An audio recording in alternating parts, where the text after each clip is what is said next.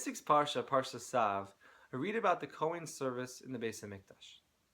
The first thing the Kohen did was remove the ashes of the previous day's karbanos. It was called the Sila Kadashim.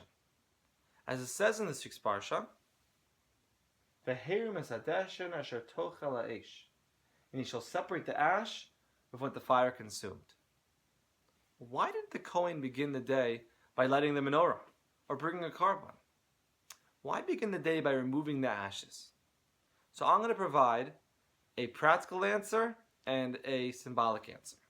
The practical answer is that there needed to be room on the Mizbeach to bring the karbanos of the day. So the Kohen needed to remove all the ashes and do the Sila Kadeshen. It was a very practical thing, just so that there's room. But the symbolic answer is that why did the person bring the carbon in the first place? To atone for their sins. And although it's very beneficial to someone to admit that they made a mistake, to try to atone for it, the ashes should not remain in your life. The remnants of that sin should not stay with you forever. You have to do a Sila Kadeshen. You have to remove those ashes and start your day anew. And in fact, that's the first thing the Kohen did. It's so important because when we make a mistake, it's called an Aveira.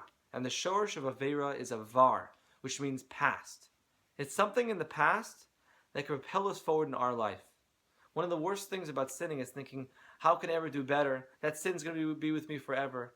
We have to be able to sever ourselves from that mistake, remove those ashes, and begin again and go forward in our life. It says in Midrash Tanchuma, our relationship with the sin is very different than our relationship with mitzvos. We are a bar or bat mitzvah, which means we are the son or daughter of a mitzvah. If you're a parent, you will always be the father or mother to that child, and that is a relationship that is sacrosanct, that can never be severed. But guess what? What's our relationship with the sin? It says in Midrash Tanchuma, we are a Baal Aveira, which means you're an owner of a sin, and you can disown that sin. You are never fully attached to a mistake that you made, and there's always room for tshuva, and we can always do Sila Kadesh and the removal of ashes to cleanse ourselves and to begin anew.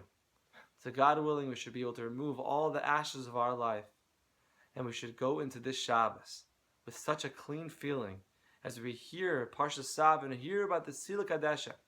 We should be able to remove the ashes of our life and have an unbelievable Shabbos.